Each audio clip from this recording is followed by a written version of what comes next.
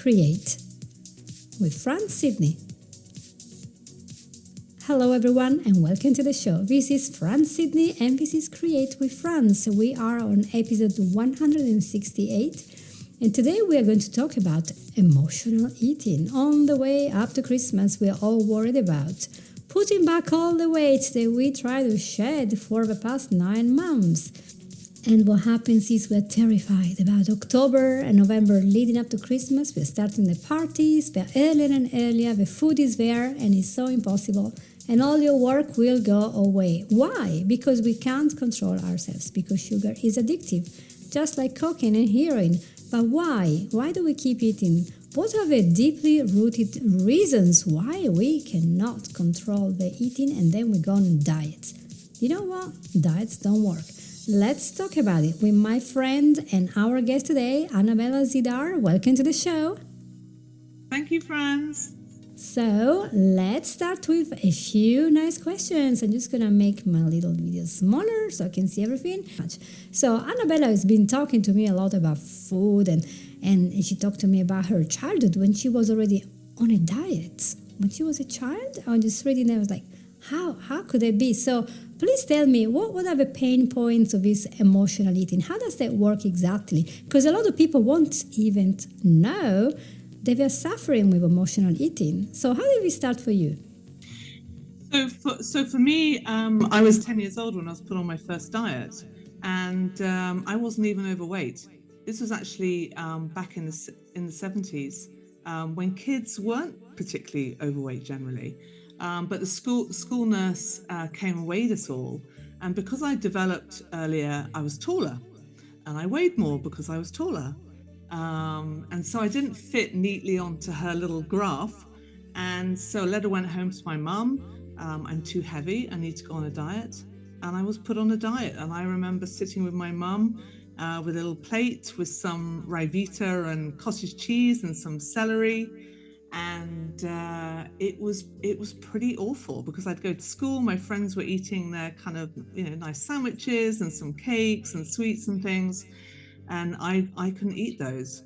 And it really, I didn't appreciate it at the time, but looking back, it really affected my self-worth because I felt that I was judged on my appearance.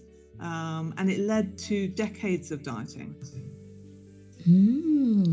See, the feelings that we put together when we are younger, it's very simple, isn't it? Black and white for us. Yeah. It's not very clear. So, I'm on a diet. There must be something wrong with me. There's something wrong with food. What's going on? And yet you needed the food so much because you were actually growing. So you needed the strength of that height. Oh, sorry, guys, I'm gesticulating. You can't really see how much emphasis I'm putting on growing here. Isn't it interesting how people viewed us, in the past, all this idea that they had. And this belief, we keep it. We just treasure it. Isn't it incredible? How is the self-worth connected to food? So in terms of our self-worth, when we are overeating or we're emotional eating or we have any food addiction, we are attempting to fill some emotional void within us. And this is what drives me crazy about diets. And you hear people, whether it's government ministers or personal trainers, saying, all you have to do is move more, eat less. It's as simple as that. And it's just, yes, caloric intake and having a deficit is important, but it's not sustainable long term, not when you've got an underlying pain point where you don't feel good enough. You don't feel good enough, so you eat more food to fill that emotional void within you. But unfortunately, you can't, can you? Because you're using food, and food isn't therapy, and food isn't counseling. Food is a way that we nourish our bodies, so we never fill that hole within us. We have to heal that lack of self-worth that we feel, that lack of enoughness, and then actually it's pretty simple to help with the emotional eating. Yes, and this feeling thing, food fills you up. And isn't food also soothing? When we numb ourselves, when we think, well, I deserve this. I've been treated so badly today. I've been ignored. nobody appreciates me, so I'm going to have something sweet, something savory, something fulfilling that gives me a sensation. Think about it, we are worshiping what we feel in the mouth.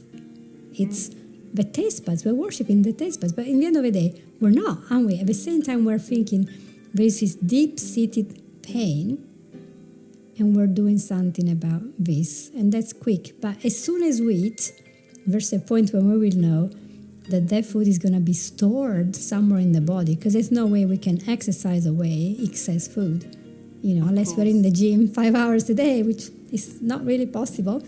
And so where is the intuition coming in this effort that we're making to find the homeostasis, and it's not coming? So why are we not listening to ourselves telling us, well, stop? Well, my experience is that diets completely disconnect us from that intuition, because when we're eating according to time, or when we're eating according to whether we have taken in a certain amount of calories, when we're eating according to food groups and excluding certain ones, we're not listening actually to the signals that our body is always sending us. And actually something that I work very much with my clients on is reconnecting with the hunger and fullness signals and saying to them, look, give yourself permission to eat what you want, but on a couple of conditions. And one of those conditions is you eat when you're physically hungry. And then you stop when you're kind of just before you're comfortably full, giving that time for your body to actually feel full. And if you can do that, and you can allow yourself that permission to intuitively eat what you actually want to eat, because actually your body isn't going to say, go and eat a burger or go and eat chocolate. I mean, it will say that because it wants you to release the dopamine and feel better, but actually it really wants you to eat good food. And if you listen to your body and you become an intuitive eater and you feel better about yourself, then you'll be led to eat foods that are actually going to nourish your body as opposed to harm your body. So, I mean, if I can explain a little bit of a difference between physical and emotional eating in terms of the feelings that we have, because, and it won't take long to explain, when we're physically hungry, it comes on gradually. You get that kind of that hungry feeling, the growling in your tummy. You'll tend to eat anything that's around because you're hungry. So you might go to the fridge and you might eat a piece of cheese or some olives, or you might eat some crackers or a piece of fruit. And then you have that lovely feeling of satisfaction because you've eaten and and now you're full. So emotional eating comes on very quickly. So you might be sitting at your desk working on something that perhaps you don't want to start, a project. Perhaps a loved one or a colleague or a friend has upset you and you're feeling angry. You might be feeling lonely or bored, but it comes on really, really quickly. And before you know it, you're at the fridge or you're in the cupboard and you're looking for those foods, those sugary foods or salty foods. You don't know this, Franz is putting a thumbs up.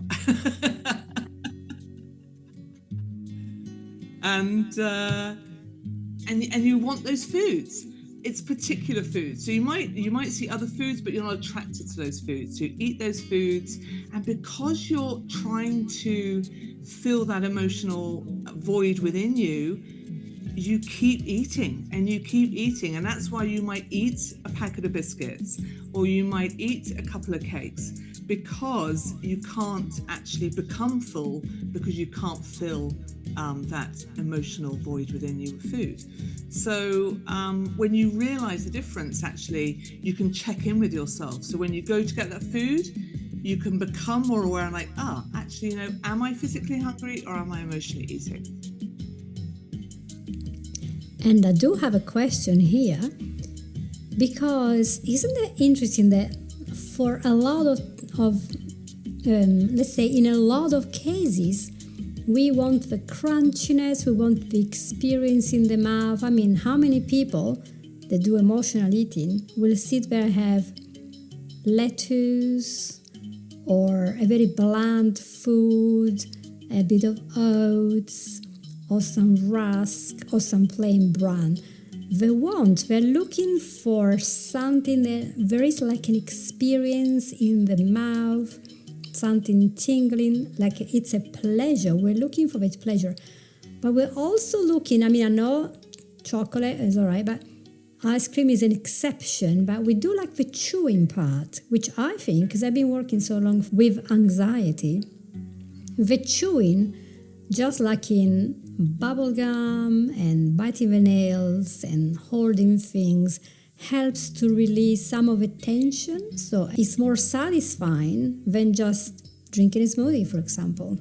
How many people have you seen that drink health smoothies all the time? When they're emotional eaters, they do like the biscuit and the other biscuit. And here, that's the fault from industry. I always say, they go, one day I'm going to have a media shutting me down completely because I keep saying that.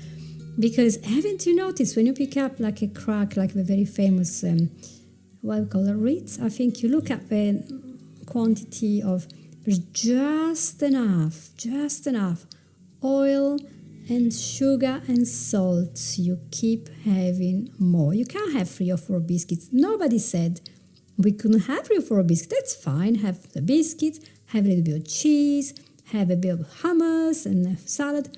Perfect. But you can't stop eating it. You just can't stop. Because, yeah, I mean, there are scientists in labs working this out, you know, coming up with the perfect formula to make sure that those foods become addictive, that you can't stop. I mean, is it Pringles that you can't stop at one? Is that right? Possibly. I don't know, because I don't watch advertising. I don't actually watch TV, so I'm not exposed to this. But I do know that Pringles, for example, don't actually have much potato inside. And it would be a lot easier just to bake a potato, put it in the fridge, and have a slice with some freshly ground pepper and extra virgin olive oil. And that would be really healthy and satisfying and filling. One in the whole Pringle container, there might be a quarter of a potato, but the amount of other stuff we're eating, like palm oil, that isn't good. And comforting. Yeah. It's comfort food. Yeah, the crunch is something. And we're not here pointing fingers, because we can all fall into the habit of just eating by boredom. And then there's a sensation of guilt that we're putting on weight. So then we eat more because we can't do anything. And also there's a pain that I hear all the time from, well, but everybody seems to be very eager to get me to keep eating. So they keep giving me, and I'm in a few forums where people are listening to hypnotic recording for that, and they say, I don't know, I've been trying to stop smoking, drinking, eating, whatever, all the 3 addictions, but my husband keeps coming home with a box of chocolates. We go to parties and everybody wants me to eat and to drink. I can't say no. So there is a societal pressure to do what other people are doing, and it's so hard to say no, because we want to fit in, we want to be accepted, we want to be like everyone else. But at the same time, we have this issue. And so what was the part of the diet that is the worst thing when you are an emotional eater? So what is that becomes really difficult after you were given maybe a nutritionist diet with all the details and everything? It's the restriction. It's restricting yourself, either excluding certain foods, so you can't eat anything sugary, or you can't eat any chocolate, or any processed foods, or any or any carbs, for example. Yeah. And as soon as you say to yourself, I can't have something, your mind is like, oh, okay, well, I'm going to make you really want to have those foods because you're used to eating them, and that's your familiar, and that's what you have to keep doing. And the problem is, for an emotional eater or a binge eater, it's the worst thing. It's the worst thing because it will lead to a binge, because you can only say no to those foods for a certain time. So you have that initial excitement, don't you, when you're on a diet? It's like, oh, I'm on a diet. This time it's really going to work. I'm really going to lose the weight this time. And then kind of gets into week 2, and then you're going out and your friends are eating and you're like, oh, okay, this is a bit more difficult. And I really want to have an ice cream and I really want to have a dessert, but I'm not going to have it. I'm not going to have it. My nutritionist has said not to have it. And then, by week 3, you've given in, you've demolished a big tub of ice cream or a couple of, bags of chips or whatever. And then you feel bad, as you said, you feel bad. And then you're like, you know what? I might as well just keep doing what I'm doing. Yeah. And isn't that true that when in society we tend to point fingers and make assumptions that people are weak? But we're all weak. We are humans, so we have a tendency to do what is pleasurable, what is familiar, what is easy. Absolutely. I always think that if I didn't buy certain foods, my life would be different. So what I do when I go shopping after eating lunch, not when I'm hungry. Because if I go when I'm hungry, I'm gonna pick up like the donuts or whatever. I'm just saying a name. I actually buy donuts like twice a year. Yeah. But here's the thing: why do we have to demonize everything? In the end of the day, if you have a good diet with lots of fresh fruit, vegetables, nuts, beans, and whole grains, keeping the carbs not that high, because I see so many problems come with that. There's celiac disease on the high, and you see people on the keto doing so well for a couple of months. There's a big debate on there. So you always think, just have everything in moderation and try to keep all the stuff that you need. Maybe a bit of education about nutrition is useful. But then don't say never have a dessert, because it's going to feel like I'm missing out or something. I mean, some people are like that. Like my grandfather, he would refuse any dessert, any ice cream. He was a man of the 1930s. He didn't have any fads or diets, but he was like, no, I just don't like them, don't want them, and that was easy for him.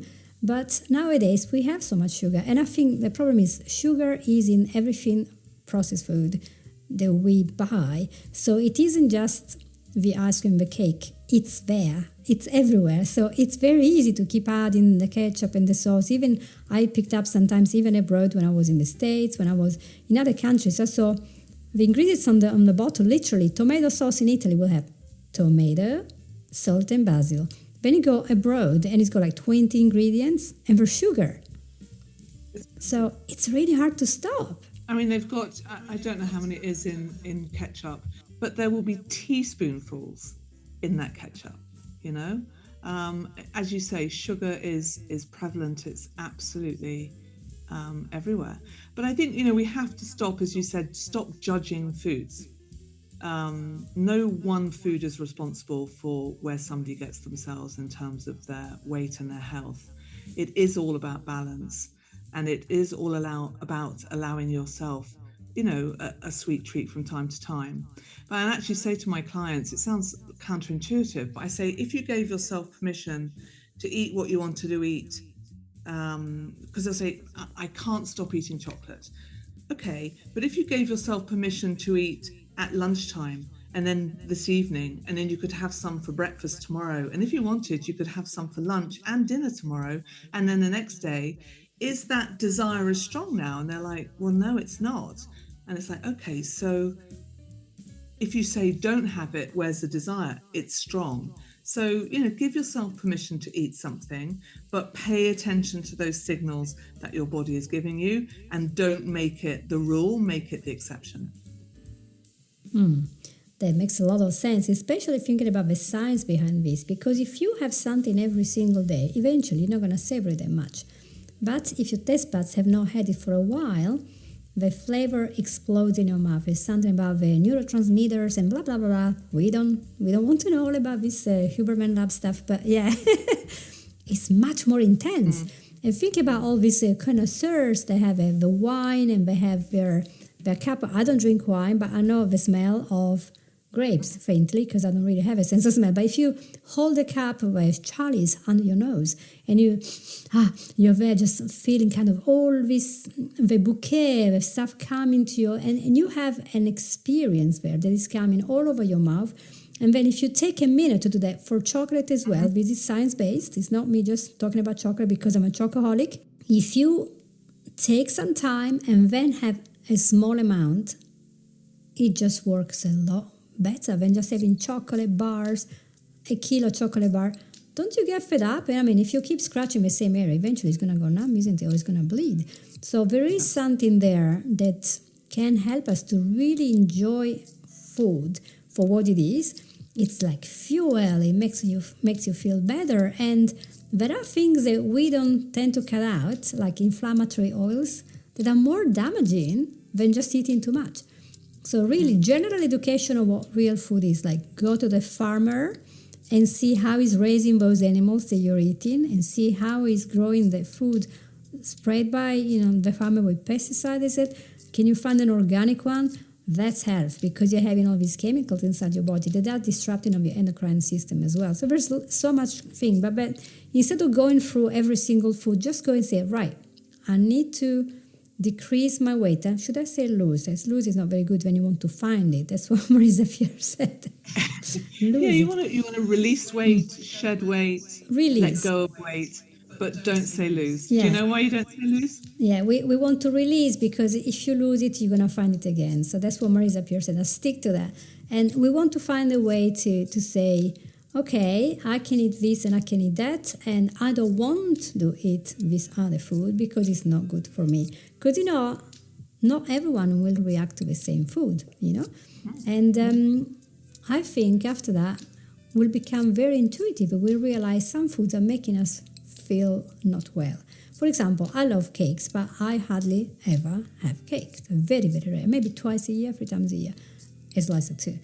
And a few months ago, I went to Cosmo, which is a very fun restaurant. I think it's nationwide here in England. And you can buy all sorts of foods from like there's Japanese, Chinese, British, Italian, Indian. You can really eat whatever, and so good.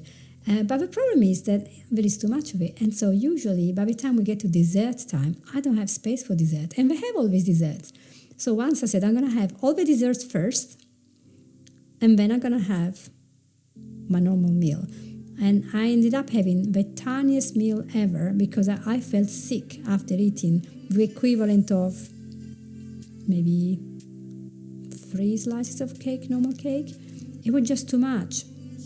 All the sugar just hit me really hard. So, it's an experience for me. I'm not used to that, so it made me feel sick. So I'm sure that once we start eating intuitively, this equation changes. We realize, that's how I feel when I eat fruit and vegetables and raw stuff and fresh, like a nice vegetable soup. And that's how I feel when I eat just cakes or high sugar stuff. And that's how it is. And how do I want to feel? So then it becomes like, I want to feel this way, or I want to feel the other way. Does that make sense to you? Totally. I think if you cook and you end up with a big pile of peelings next to you, when you cook with lots of vegetables and things like that, it's the most satisfying thing, because you're producing something that is nourishing and nurturing for your body, because your body actually loves you to eat that way. As you said, you feel good when you eat those foods. And when you feel good when you eat those foods, you're much more likely to act in ways that serve you, that will allow you to have that health that you really desire. So you probably will move your body more. You'll probably self-care. It's a circle. Once you're in it, is self-perpetuating. I do think it's really important to stress awareness as to the emotion that's actually driving the overeating and the emotional eating. And one thing I ask my clients to do is to keep a track of when they emotionally eat. So they might do it for 48 hours, they might do it for 72 hours, they might have to do it for a week to see the pattern. But if you do it for a length of time and then see the same patterns coming up, you'll have that awareness. So what they'll do is they'll write down, 10 a.m., I was sitting at my desk and I really fancied some chocolate, or I really fancied some biscuits. Why? Because I was bored. So they'll write the emotion down. And then they might see that again the next day, or they might see 8 p.m. I really wanted, and the evening is a time when people do tend to emotionally eat. They might do really well all day, and then they overeat in the evenings. So you do this tracker for a few days until you start to see a pattern, and then you're like, okay, it's boredom driving it, or it's when I see that particular relative or friend that I tend to find it, or it's when I'm angry. And then when you know what it is, you can create a plan for what you're going to do instead. So, when I feel angry, instead of going and eating some pretzels or some crisps or something like that, I will go and do some jumping jacks, or I'll go for a walk, I'll get outside, or I'll phone a friend or whatever. So it's kind of being prepared for it. So creating a plan for what's going on with the emotional eating. And such good advice. Thank you. And do you have, before we close, a little bit more specific advice how to tackle these 2 months? You have all of November in front of us coming and some of December coming. How do we tackle them so we don't end up emotionally eating? Well, I think it's summarizing what I've said. So giving yourself permission to have a nice time, because actually that's really important, because you're connecting with people actually. But we don't want to have such an amazing time that we demolished a buffet, or we drink too much and then we put on the weight, and then we start the new year feeling lousy and, like everybody else, going on a diet again.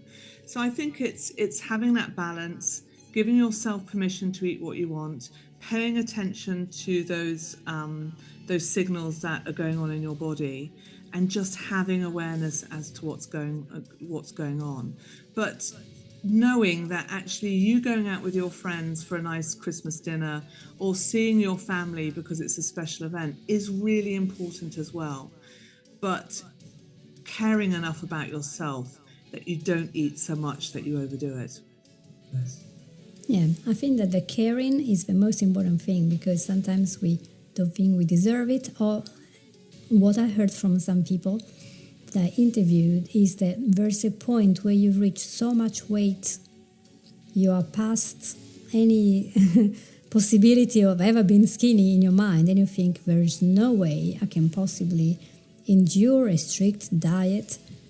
And yet they know, because now their hips are painful, the back is painful, standing up is painful, they can't sit in an airplane. So there are pains, but they're still thinking they don't deserve it, because they look in the mirror and they say, well, look at me, my wife is not going to like me anymore. So it's a bit of a vicious circle. So I think that's a very important topic. And the message is to say, well, if you start now and slowly change a few habits here and there, you will see that you become lighter and the inflammation goes, your arthritis goes, a lot of things go.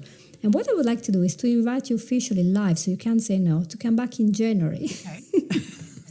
Come back in January when a few people will have fallen off the wagon and they need some picking up. Because I know, because when I go to the gym, and you go in January, the gym is full. Everyone is there trying to lose weight. And then in February, like back to the same 15 cats and dogs. Why? Because stamina. We need this stamina. Franz, I would absolutely love to do that. And I think you've hit the nail on the head, in that it's better to make those little micro changes every day, doing something that's moving you towards that goal of shedding the weight, and knowing that if you fall off the wagon, just get back on it. Because we're so tempted. It's like you drop your phone and your screen cracks, and it's the equivalent of picking it up and smashing it at the wall because you've got that little crack. You can get back on the wagon, or you can get back on it and just keep doing what you're doing, just making those little micros, just moving the needle every day in the direction of your goal, because consistency is key, and it's just taking those little steps every day. Move the needle, no pun intended here. Needle. I love that. Very good. Well, thank you so much, Annabella. It's been such a pleasure to talk to you, to learn so much. And I hope to see you back in January. After the 15th, I will be around. So we're going to schedule straight away to do the next recording. Okay. So we're done with this, guys. We're going to take care of you. So thank you, everyone. And I hope that this episode was good and fun for you, and that you might want to share it and like it and talk about it with your friends. And If you write even a review for the podcast, it will be amazing. And you can actually find Annabella Zeiddar is .com, on your website. AnnabellaZeiddar.com, Because you might want to start working with us with hypnosis, NLP, with coaching, and just talking about the issue for a little while and then go into trance, or not even going to trance, have a meditation, just relax, or just go into coaching. They're all different, and there will be a root cause there. And once you remove that, it's a lot easier, isn't it? Things are a lot easier. Oh my goodness. So thank you again, everyone, and I'll see you all next week. Take care. Bye-bye. Bye. Thanks, friends. Bye. You've listened to Create with Fran Sidney.